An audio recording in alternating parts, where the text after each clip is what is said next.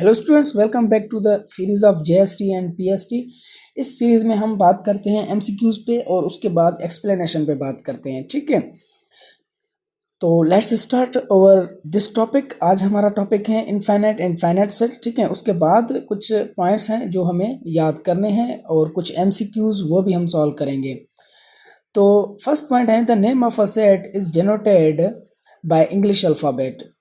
Set में जो भी एलिमेंट्स होते हैं उनको हम एक नाम देते हैं। ठीक है, तो वो जो नाम है उसको हम इंग्लिश अल्फ़ाबेट में लिखते हैं, जैसे कि यहाँ पे लिखा हुआ है ए इज इक्वल टू, ये हमारा सेट है। ठीक है, उसके बाद है every element of a set is separated by comma. ये जो कामा है इसके साथ हम सभी जो सेट के एलिमेंट हैं उनको हम अलग अलग करके लिखते हैं, जैसे कि यहाँ पे लिखा हुआ है ए इज इक्वल टू 1, 2, 3। ठीक है, एलिमेंट को इस कामा से अलग करते हैं। All the members of the set are enclosed in brackets in tabular form.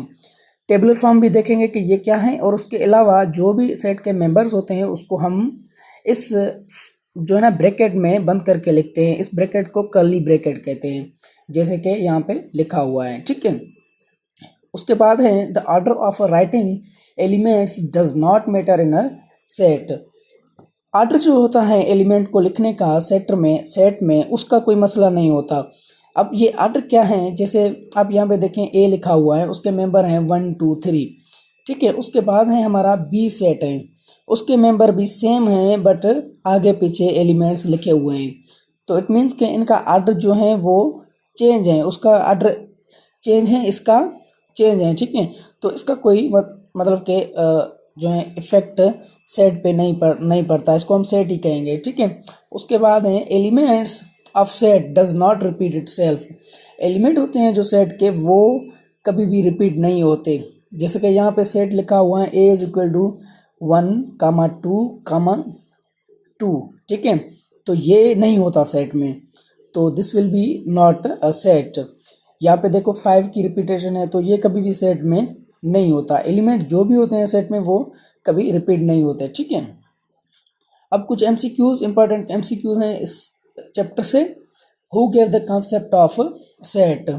George canter हैं जिसने सेट का कॉन्सेप्ट दिया था।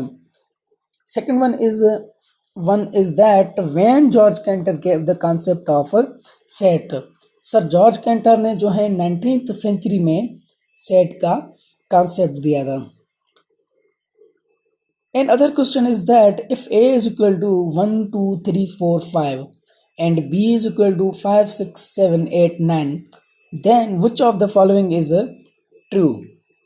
ऊपर हमें दो सेट गिवन है। ठीक है, और नीचे हमसे पूछ रहा है कि कौन सा सेट सही है, कौन सा स्टेटमेंट जो है नीचे वो सही है, आप उसको ट्रू करें। अब ये चीज़, ये जो कामा है इसको समझने की बात है। ये जो सिंबल है हमारे पास, सॉरी कामा नहीं सिंबल है, तो ये लिंक डिस्क्रिप्शन में गिवन है, आप वहाँ पे भी देख सकते हैं। मगर इट मीन्स, इस सिंबल का जो मतलब है, इसका मतलब है कि ये डिनोट करता है किसी भी एलिमेंट का रिलेशन को, सेट के साथ रिलेशन को डिनोट करता है, मतलब कि वाबस्तगी को जाहिर करता है कि ये जो सेट है, ये जो एलिमेंट है फलां सेट का एलिमेंट है। ठीक है, ये जो है डिनोट करता है इस चीज़ को।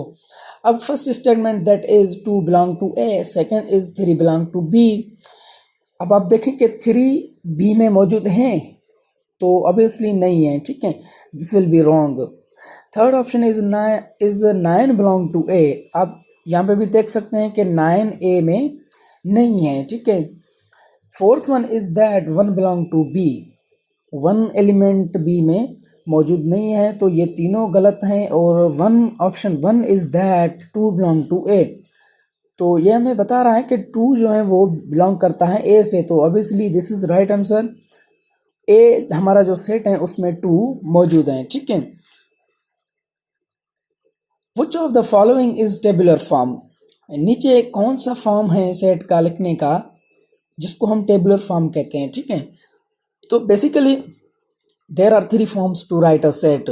एक होता है हमारा tabular form, second one is descriptive form and third one is set builder form. तो अब हमसे यहाँ पे पूछ रहा है कि टेबुलर फॉर्म कौन सा है, तो ये जो ए ऑप्शन है this is our tabular form. अब सेट डिस्क्रिप्टिव फॉर्म क्या होता है, ये जो लिखा हुआ है, जो वर्डिंग में कोई भी सेट लिखा हुआ होता है उसको हम set descriptive form of set कहते हैं, ठीक है। उसके अलावा जो सी ऑप्शन है उसमें जो सिंबल्स कुछ गिवन है, अब इस सिंबल में जो भी सेट लिखा हो उसको हम सेट बुल्डर फॉर्म कहते हैं, ठीक है। तो इस सी ऑप्शन में है x such that x belong to O यहाँ पे ऑड नंबर को इंडिकेट करता है, and x is less than 9, मतलब कि ये एक ऐसा सेट है जो ऑड नंबर्स का है। किसका है? ऑड नंबर्स का है, और वो जो ऑड नंबर्स हैं वो 9 से छोटे हैं, ठीक है, 9 से छोटे हैं। अब 9 से छोटे जितने भी नंबर्स ऑड नंबर्स आ जाते हैं तो ये उनके सेट को डिफाइन करता है। जैसे कि 9 से छोटे हमारे पास ऑड नंबर हैं 1, 3, 5, 7, तो ये उन सेट को डिनोट कर रहा है, ठीक है। तो let's discuss finite and infinite set. Finite set क्या होता है? फाइनाइट सेट उसको हम उस सेट को कहते हैं जिसमें नंबर ऑफ एलिमेंट्स लिमिटेड होते हैं। जैसे यहाँ पे गिवन है, ये हमारा ए एलिमेंट है, ए सेट है, और ये हमारा बी सेट है। यहाँ पे देखें लास्ट एलिमेंट भी गिवन है, और हम इन एलिमेंट्स को काउंट भी कर सकते हैं। हमें पता है कि ये हम इनको काउंट कर सकते हैं, तो मतलब कि लिमिटेड एलिमेंट्स हैं। जिस भी सेट में लिमिटेड एलिमेंट्स हो उसको हम फाइनाइट सेट कहते हैं, ठीक है। उसके बाद है infinite set. A set which has unlimited number of elements is called infinite set.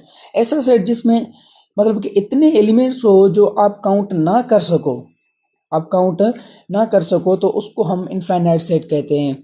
उसको लिखने का यही तरीका होता है, आपको जो लास्ट में जो एलिमेंट है वो कभी गिवन नहीं होगा। कुछ एलिमेंट्स गिवन होंगे, उसके बाद ये कामा की सिंबल होगी। इट मीन्स ये जो सिंबल्स हैं ये डिनोट करते हैं कि ये हमें जो है लास्ट एलिमेंट का कुछ पता नहीं है, ये इनफाइनाइट है। अनलिमिटेड नंबर ऑफ एलिमेंट्स हैं इस सेट में, ठीक है स्टूडेंट्स। तो ये था हमारा आज का टॉपिक इनफाइनाइट एंड फाइनाइट, और कुछ एमसीक्यूज हमने डिस्कस किए। नेक्स्ट लेक्चर में इंशाल्लाह हम डिस्कस करेंगे और कुछ एमसीक्यूज और न्यू टॉपिक के साथ फिर हाज़िर होंगे। तब तक के लिए अल्लाह हाफिज़।